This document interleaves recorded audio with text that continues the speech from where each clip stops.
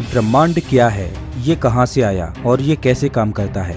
ये ऐसे सवाल हैं जो वैज्ञानिकों को हमेशा से ही परेशान करते आ रहे हैं। समय समय पर वैज्ञानिक ब्रह्मांड के रहस्यों से पर्दा उठाते रहते हैं और ब्रह्मांड के बारे में नई नई थ्योरीज देते रहते हैं। आज वैज्ञानिक पैरेलल यूनिवर्स को मानते हैं, टाइम डायलेशन को मानते हैं, मल्टी डायमेंशंस को मानते हैं। वैज्ञानिक मानते हैं कि स्ट्रिंग थ्योरी के अनुसार ब्रह्मांड में 11 डायमेंशंस हैं।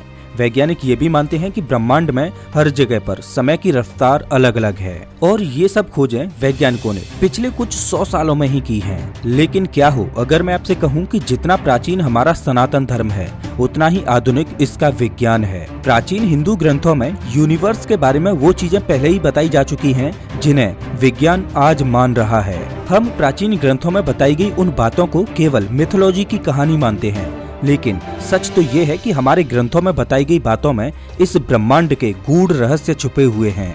जिन रहस्यों से आज विज्ञान पर्दा उठा रहा है उन रहस्यों को हमारे हिंदू धर्म में बहुत पहले ही सुलझा लिया गया है। पिछले कुछ दशकों से स्ट्रिंग थ्योरी बहुत ही प्रचलित हो रही है। स्ट्रिंग थ्योरी ब्रह्मांड की 11 डायमेंशंस को एक्सप्लेन करती है, लेकिन सनातन धर्म में ब्रह्मांड में 64 डायमेंशंस का जिक्र किया जाता है। डायमेंशन वाला ये कॉन्सेप्ट विज्ञान के लिए भले ही नया है, लेकिन हिंदू धर्म में इसका हजारों साल पहले ही जिक्र किया जा चुका था। आज विज्ञान के बहुत से ऐसे कॉन्सेप्ट हैं जो हमारे सनातन धर्म से मेल खाते हैं। इस वीडियो में मैं आपके साथ कुछ ऐसी स्टोरीज शेयर करने जा रहा हूं जिन्हें जानकर आप अपनी संस्कृति पर गर्व करोगे। क्या आप जानते हो कि पहली बार पैरेलल यूनिवर्स की थ्योरी कब दी गई थी? दरअसल पहली बार साल 1954 में ह्यूग एवरेस्ट नाम के एक प्रोफेसर ने दुनिया को बताया कि हमारी दुनिया जैसी ही एक और दुनिया है जो हमारे साथ ही एग्जिस्ट करती है। ये अलग अलग दुनियाएं भले ही हमें दिखाई नहीं देती, लेकिन क्वांटम स्केल पर ये एक साथ रहती हैं। मतलब अगर देखा जाए तो इस थ्योरी को दिए हुए अभी 100 साल भी नहीं हुए हैं, लेकिन अगर मैं कहूँ कि हिंदू लेखकों ने हजारों साल पहले ही पैरेलल यूनिवर्स की थ्योरी दे दी थी तो आपका क्या मानना होगा?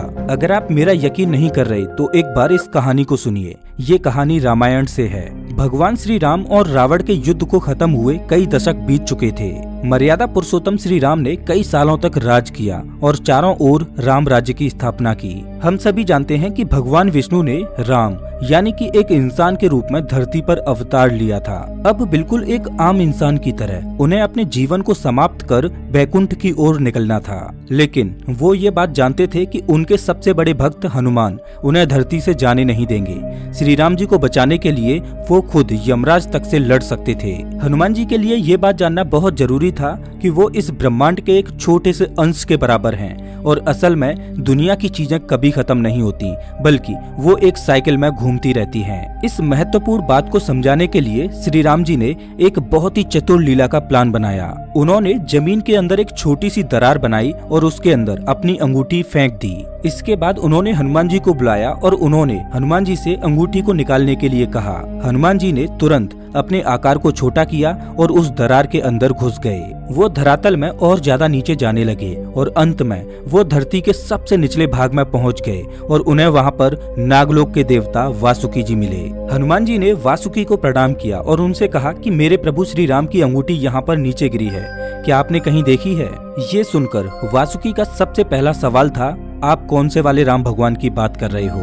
हनुमान जी ये सुनकर बहुत ही अचंभित हो गए और इससे पहले कि वो कोई जवाब दे पाते, वासुकी जी ने दूर बड़े से पहाड़ की तरफ इशारा करके कहा कि आपको वहाँ पर आपके श्री राम जी की अंगूठी मिल जाएगी। ये सुनते ही हनुमान जी खुश होकर उस पहाड़ की ओर जाने लगे, लेकिन जब वो वहाँ पर पहुँचे तो उन्होंने देखा कि ये पहाड़ पूरी तरह से सोने की अंगूठियों से बना हुआ था, वही अंगूठियाँ जो श्री राम की थी। अब हनुमान जी और ज्यादा अचंभित हो गए। वो सोचने लगे कि श्री राम की तो केवल एक ही अंगूठी नीचे गिरी थी, फिर ये अंगूठियों का पहाड़ यहाँ कैसे आ गया? उन्होंने पास खड़े वासुकी जी से पूछा कि इन सभी अंगूठियों में से आखिर श्री राम की अंगूठी कौन सी है? तब वासुकी जी ने आखिरकार हनुमान जी को सच बताया। उन्होंने कहा कि हर ब्रह्मांड के हर त्रेता युग में प्रभु श्री राम एक दरार बनाकर अपनी अंगूठी यहाँ पाताल लोक में फेंक देते हैं, ताकि आपको ज्ञात हो सके कि आपके प्रभु श्री राम इस अनंत ब्रह्मांड में इकलौते श्री राम नहीं हैं, बल्कि बिल्कुल इसी काल की तरह दूसरी दुनिया में भी प्रभु श्री राम बिल्कुल ऐसी ही लीला रच रहे हैं। ये कहानी एक तरह से मनुष्यों द्वारा बताए गए पैरेलल यूनिवर्स को कंफर्म कर देती है। केवल भगवान राम ही नहीं थे जिन्होंने पैरेलल यूनिवर्स को दिखाने की एक लीला रची थी। श्री कृष्णा की भी एक ऐसी ही कहानी बहुत प्रचलित है जिसमें मल्टीवर्स की बात की गई है। एक बार ब्रह्मा जी श्री कृष्ण से मिलने द्वारका आ पहुँचे। श्री कृष्ण के महल के सामने कुछ द्वारपाल खड़े थे। ब्रह्मा उन द्वारपालों से कहते हैं कि जाकर कृष्णा से कहें कि उनसे मिलने ब्रह्मा आए हैं। द्वारपाल तुरंत श्री कृष्ण के पास गए और उनसे कहा कि आपसे मिलने ब्रह्मदेव आए हैं। इस पर श्री कृष्णा ने द्वारपाल से कहा कि सबसे पहले आप उनसे पूछकर आइए कि वो कौन से वाले ब्रह्मा हैं। द्वारपाल एक बार फिर ब्रह्मा जी के पास गया और उनसे पूछा कि आप कौन से वाले ब्रह्मा हैं। ये सुनकर ब्रह्मा बहुत चकित हो जाते हैं और वो सोचते हैं कि आखिर ये सवाल मुझसे पूछा भी कैसे जा सकता है। वो कहते हैं कि मैं 4 सिर वाला ब्रह्मा हूँ जिसने पूरी दुनिया की रचना की है। द्वारपाल ये बात श्री कृष्ण से बोलता है तो इस पर कृष्णा बोलते हैं कि ठीक है, उन्हें अंदर आने दो। अब जैसे ही भगवान ब्रह्मा अंदर आते हैं तो उनका पहला सवाल श्री कृष्णा से यही होता है कि आखिर आपने द्वारपाल से मुझे ये पूछने को क्यों कहा कि मैं कौन सा ब्रह्मा हूँ? क्या मेरे अलावा भी कोई और ब्रह्मा है? कृष्णा ने ब्रह्मा के इन सवालों का जवाब देते हुए एक दिव्य दृष्टि दिखाई जिसमें उन्हीं की तरह कई सारे ब्रह्मा थे। श्री कृष्णा को देखकर उन सभी ब्रह्माओं ने अपने अपने सर आदर से झुका दिए। ये देखकर 4 सिर वाले ब्रह्मा परेशान हो गए। उन्हें समझाते हुए श्री कृष्णा ने कहा कि मैं अनगिनत ब्रह्मांडों की देखभाल करता हूँ और हर एक ब्रह्मांड के पास अपना एक ब्रह्मा है। अब ये कहानी भी बिल्कुल पैरेलल यूनिवर्स की थ्योरी को समझाती है जहां एक साथ बहुत सारी दुनियाएं एग्जिस्ट करती हैं। अब पैरेलल यूनिवर्स की बहुत बात हो गई। हमारे हिंदू पुराणों में एक और साइंटिफिक कॉन्सेप्ट है जिसे कहानी के द्वारा समझाया गया है। ये कॉन्सेप्ट है टाइम डायलेशन का। टाइम डायलेशन एक बहुत ही इंटरेस्टिंग थ्योरी है जिसे हॉलीवुड की इंटरस्टेलर नाम की मूवी में बहुत अच्छे से दिखाया गया है। इस मूवी में कुछ एस्ट्रोनॉट्स धरती से स्पेसशिप में बैठकर अंतरिक्ष में जाते हैं ताकि वो एक ऐसा प्लैनेट ढूंढ पाएं जिस पर इंसान रह सकें। वो एक बड़े से ब्लैक होल के पास मौजूद प्लैनेट मिलर पर पहुंचते हैं। उन्हें जानकारी मिली हुई थी कि इस प्लैनेट पर इंसानों के रहने लायक परफेक्ट वातावरण हो सकता है, लेकिन परेशानी ये है कि इस प्लैनेट पर गुजारा गया 1 घंटा पृथ्वी पर गुजारे गए 7 साल के बराबर है। इसका कारण ये था कि मिलर प्लैनेट ब्लैक होल के बहुत ही करीब था। इस वजह से ब्लैक होल की ग्रेविटी सीधा उस प्लैनेट के समय को अफेक्ट कर रही थी, जिस वजह से प्लैनेट पर वक्त बहुत ही स्लो चल रहा था। अब एस्ट्रोनॉट्स उस प्लैनेट पर जाते हैं और जल्द से जल्द वहां से निकलने का प्लान बनाते हैं, लेकिन एक एक्सीडेंट की वजह से वो वहां से निकलने में कुछ घंटे लेट हो जाते हैं। जब वो अपने स्पेसशिप में पहुंचते हैं तो उन्हें पता चलता है कि भले ही उन्हें गए हुए सिर्फ 2 ही घंटे हुए थे, लेकिन तब तक धरती पर 23 साल बीत चुके थे। इस मूवी में टाइम डायलेशन का ये बहुत ही अच्छा एग्जाम्पल था। असल में विज्ञान की माने तो ग्रेविटी समय को प्रभावित करती है।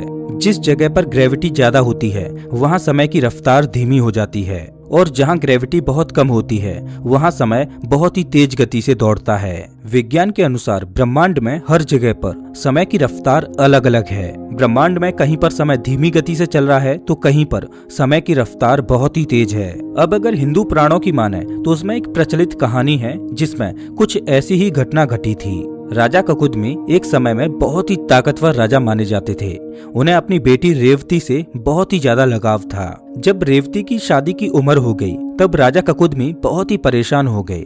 उन्हें डर था कि इस टाइमलाइन में रेवती के लिए शायद एक अच्छा पति उन्हें कभी नहीं मिल पाएगा। इसी परेशानी को सुलझाने के लिए वो रेवती को लेकर ब्रह्मा भगवान के पास ब्रह्मलोक में गए। राजा ने अपनी ये परेशानी ब्रह्मा जी को बताई। ब्रह्मा जी उनकी बात सुनकर जोर जोर से हंसने लगे। उन्होंने कहा कि आप जिस धरती से अभी आए हो वहाँ पर आपकी जान पहचान वाला अब कोई नहीं रहा, क्योंकि जितना समय आपने ब्रह्मलोक में गुजारा है उतने ही समय में धरती पर हजारों साल बीत चुके हैं। रेवती और राजा भगवान ब्रह्मा की इन बातों को नहीं समझ पा रहे थे। तब ब्रह्मा जी ने बताया कि हर लोक में समय की रफ्तार अलग अलग है। जब तक रेवती और राजा ब्रह्मलोक में थे तब तक धरती पर 27 चतुर्युग खत्म हो चुके थे। 27 चतुर्युग यानी कि करीब 113 मिलियन साल। अब जाहिर सी बात है कि इतने समय बाद ना ही रेवती का परिवार वहां रहा था और ना ही राजा का राज्य। भगवान ब्रह्मा उन्हें सुझाव देते हैं कि आप जल्द ही धरती पर जाओ और वहां श्री कृष्ण के भाई बलराम से रेवती की शादी करवा दो। अगर आप कुछ क्षण और ब्रह्मलोक में रुकते हो तो धरती का ये समय भी बहुत तेजी से गुजर जाएगा। ये कहानी सीधे तरीके से टाइम डायलेशन की थ्योरी को प्रूव करती है, वही टाइम डायलेशन जिसके बारे में पहली बार अल्बर्ट आइंस्टाइन ने दुनिया को बताया था। दोस्तों, ये कोई साइंस वर्सेस रिलीजन की बहस नहीं है। इस वीडियो को बनाने का मकसद मेरा सिर्फ यही है कि आप ये जान पाओ कि हमारा हिंदू धर्म कितना प्राचीन और साइंटिफिक है। अगर आपको ये वीडियो अच्छा लगा हो तो इसे लाइक जरूर करें। वैसे आप हमारा ये वीडियो कौन से शहर से देख रहे हो हमें कमेंट करके जरूर बताएं। मिलता हूं मैं आपसे एक नई वीडियो में, तब तक के लिए नमस्कार।